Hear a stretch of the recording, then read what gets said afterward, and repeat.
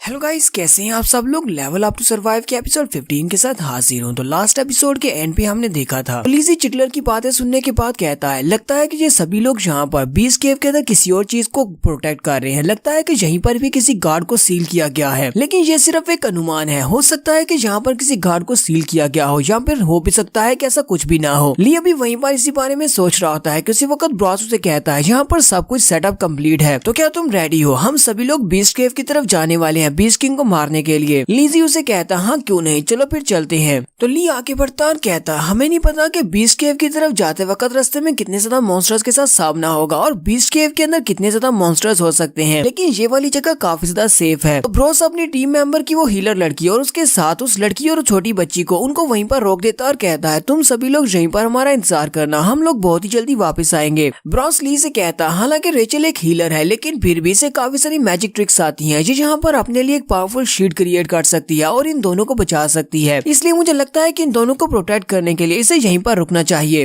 Rachel भी उनसे कहती है तुम लोगों को परेशान होने की जरूरत नहीं है, जब तक तुम लोग वापस आओगे तब तक मैं इन लोगों को बिल्कुल सेफ रखूंगी। ब्रॉस उनसे कहता है अब जबकि सब कुछ डन है तो फिर ठीक है, हम लोग बीस्ट केव की तरफ चलते हैं। तो जैसे वो लोग बीस्ट केव की तरफ जाने लगते हैं, चिटलर उनसे कहता है इंसानों मेरी बात सुनो, मैं तुम लोगों को पहले इस बार में वार्निंग दे रहा हूँ क्योंकि बीस्ट केव के अंदर बहुत ही हाई रैंक के मॉन्स्टर्स हैं। अगर तुम लोग वहाँ पर जाओगे तो वो हाई रैंक के मॉन्स्टर्स तुम सभी को खा जाएंगे। बाद में मत कहना कि मैंने तुम्हें इस बारे में इन्फॉर्म नहीं किया था। ली उसके पास से गुजरते हुए उससे कहता है चिटलर मुझे लगता है कि तुम खुद वहाँ पर जाने से डर रहे हो क्योंकि तुम्हें लगता है कि वो सभी लोग हमारे साथ तुम्हें भी खा जाएंगे। चिटलर भी चिल्लाकर उसे कहता है ये तुम किस तरह की बात कर रहे हो? क्या तुम्हें लगता है कि मैं एक बहुत ही डरपोक सा बीस्ट मैन हूँ? मैं तुम कमजोर कीड़े इंसानों की तरह नहीं हूँ, कोई भी मॉन्स्टर मुझे नहीं खा सकता। जबकि ब्रॉस उसके हाथों पर बंधी हुई रस्सी को खींचता है और कहता है अपनी बकवास बंद करो और चुपचाप हमारे साथ चलो। चिटलर उनसे कहता है लगता है कि तुम लोगों का वाकई में दिमाग खराब हो गया है, तुम लोग तो वहाँ पर सुसाइड करने के लिए जाने वाले हो, लेकिन मुझे तो छोड़ दो। मुझे अपने साथ क्यों मरने के लिए लेकर जा रहे हो? मुझे तुम लोगों के साथ वहाँ पर नहीं जाना, क्योंकि अगर बीस्ट किंग ने वहाँ पर मुझे तुम्हारे साथ देख लिया तो वो मुझे जरूर मार डालेगा।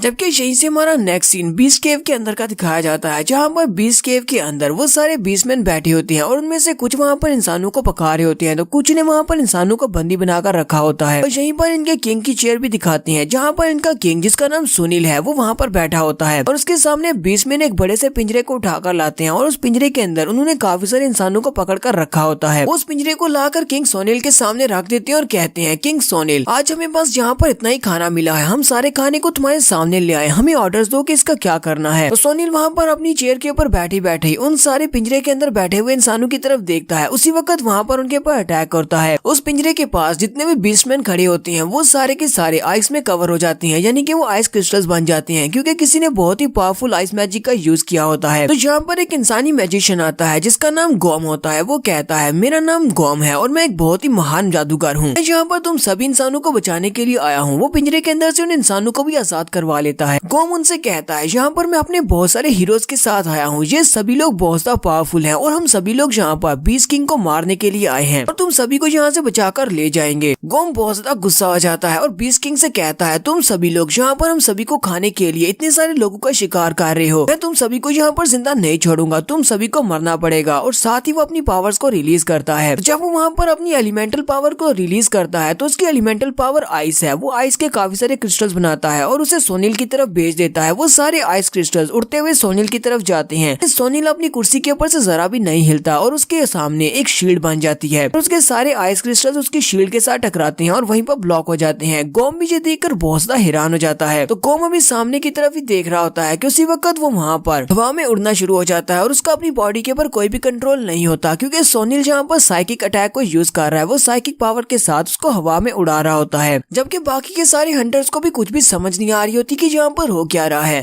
गोम अचानक से हवा में कैसे उड़ना शुरू कर दिया। गोम की पूरी बॉडी के अंदर काफी सारी एनर्जी बह रही होती है, जबकि सोनील ने अपनी सिर्फ एक ही उंगली को यूज करते हुए उसकी बॉडी को वहाँ पर हवा में उड़ाया होता है। वो अपनी एनर्जी को उसकी बॉडी के अंदर इम्ब्यूट कर रहा होता है और अपनी साइकिक पावर्स के साथ ही उसकी बॉडी को वहाँ पर ब्लो कर देता है। गोम की आंखें भी वहाँ पर चमकना शुरू हो जाती है और उसके मुंह के रास्ते से भी काफी सारी एनर्जी निकलती है। साथ ही सोनील जब अपनी उंगली को सामने की तरफ करता है उसी वक्त गोम की बॉडी वहाँ पर फट जाती है और उसकी बॉडी के फटने से बाकी के जितने हंटर्स होते हैं उन सभी के ऊपर उसका ब्लड आकर गिरता है। वो सभी भी इस बात से बहुत ज्यादा घबरा जाते हैं और डर के मारे कांपना शुरू कर देते हैं। इसी के साथ ही सोनील की तरफ दिखाया जाता है बीस्ट किंग सोनील, जो कि सामने बैठा मुस्कुरा रहा होता है और यहीं पर उसका लेवल भी दिखाया जाता है कि इसका लेवल 85 है। यहाँ पर बीस्ट केव में सारे बीस्टमैन्स का बीस्ट किंग है। तो यहीं से हमारा नेक्स्ट सीन केव के बाहर का दिखाया जाता है। केव के बाहर वो सभी लोग जैसे जैसे केव के करीब पहुंचते जाते हैं वहाँ पर रास्ते में काफी सारे मॉन्स्टर्स निकलते हैं और उन सारे मॉन्स्टर्स के साथ उनको फाइट करना पड़ती है। यहाँ पर ये तीनों ही अपनी अपनी स्पेशल पावर्स को यूज करते हुए उनके ऊपर अटैक कर रहे होते हैं। ब्रॉस की स्पेशल पावर उसकी फायर किक है, जबकि फिलोका की स्पेशल पावर अर्थ को कंट्रोल करना है, ये उसकी एलिमेंटल पावर है। हमारे ली के पास तो कोई भी एलिमेंटल पावर नहीं है, वो सिर्फ अपनी खाली तलवार के साथ ही उन सभी के ऊपर अटैक कर रहा होता है और उन मॉन्स्टर्स को मार रहा होता है। लेकिन उसके पास क्योंकि स्ट्रेंथ बहुत ज्यादा है, इसी वजह से वो अपनी तलवार के साथ ही उनको मार सकता है। उन सारे मॉन्स्टर्स को बड़ी बुरी तरह से पीट रही होती हैं, जबकि चिटलर वहाँ पर दूर खड़ा ये सब कुछ देखकर बहुत ज्यादा हैरान होता है और कहता है ये इंसान तो बहुत ज्यादा पावरफुल है। फिर साथ ही वो ली की तरफ देखता है और कहता है ये वाला लड़का तो पहले से भी ज्यादा स्ट्रॉन्ग लग रहा है। लगता है कि हर बार फाइट करने के बाद इसकी स्पीड और इसकी स्ट्रेंथ पहले से बहुत ज्यादा बढ़ जाती है। लास्ट टाइम फाइट के दौरान जब इसने मेरे एक डीमन साथी को मारा था तब ये इतना स्ट्रॉन्ग नहीं था। ये लड़का है कौन और ये यहाँ पर आया कहाँ से है? ली कहता है जितना ज्यादा हम लोग बीस्ट केव के करीब जाते जा रहे हैं उतना ज्यादा हमारे पर मॉन्स्टर्स का अटैक बढ़ता जा रहा है और जितने ज्यादा मॉन्स्टर्स निकल रहे हैं वो पहले से बहुत ज्यादा स्ट्रॉन्ग है, उनकी स्ट्रेंथ और उनका लेवल भी हाई होता जा रहा है। ली कहता है चलो शुक्र है कि यहाँ पर मुझे ज्यादा एक्सपीरियंस पॉइंट्स की जरूरत नहीं पड़ रही लेवल अप करने के लिए। हालांकि मैं अपने लेवल्स को यूज कर रहा हूँ डिफरेंट चीजों को खरीदने के लिए, क्योंकि मुझे लगा था कि अगर यहाँ पर मैं डिफरेंट चीजों को खरीदने के लिए अपने लेवल्स को कंज्यूम करूंगा, अगली बार लेवल अप करने के लिए मुझे ज्यादा एक्सपीरियंस पॉइंट्स की जरूरत पड़ेगी। ली कहता है हालांकि इन सारे मॉन्स्टर्स को मारने से मुझे काफी अच्छे एक्सपीरियंस पॉइंट्स मिल रहे हैं, लेकिन फिर भी ये बहुत ज्यादा कम है क्योंकि मेरी लेवल अप होने की स्पीड बहुत ज्यादा कम हो गई है। मुझे कोई ना कोई ऐसा तरीका तो ढूंढना पड़ेगा जिससे मैं बहुत सारे मॉन्स्टर्स को एक साथ मारकर बहुत सारे एक्सपीरियंस पॉइंट्स को हासिल कर सकूं ताकि मैं जल्दी से लेवल अप कर सकूं। ब्रॉस आगे बढ़ता है ली से कहता है लगता है कि तुम्हें अभी तक इतनी सारी फाइट्स करने की आदत नहीं हुई। मैं काफी सारी बैटल्स कर चुका हूँ और मुझे फाइट का काफी अच्छा एक्सपीरियंस है। हालांकि यहाँ पर जितने भी डीमन बीस्ट हैं ये सारे के सारे बहुत ही स्लो वॉक करते हैं, लेकिन इनकी स्ट्रेंथ बहुत ज्यादा है, इसी वजह से इनको मारने के लिए स्ट्रेंथ की जरूरत है। लेकिन मैंने आज से पहले तुम्हारे जैसे किसी इंसान को नहीं देखा, एक ऐसा हंटर जिसके पास उसकी एलिमेंटल पावर अभी वेकन भी नहीं हुई, लेकिन फिर भी वो यहाँ पर एक बीस्ट को मार सकता है, वो भी सिर्फ अपने बेयर हैंड्स के साथ। ब्रॉस ली से कहता है मुझे लगता है कि हम दोनों की किस्मत में लिखा हुआ था एक दूसरे से मिलना। ली भी उसकी बात सुनने के बाद काफी ज्यादा हैरान होता है। ब्रॉस उसे कहता है तुम मुझे काफी ज्यादा पसंद आए, अगर हम लोग यहाँ पर बीस्ट किंग को मारने के बाद जिंदा बाहर वापस आते हैं तो मैं चाहता हूँ कि तुम मेरे साथ आओ, तुम मेरे गिल्ड को ज्वाइन कर सकते हो।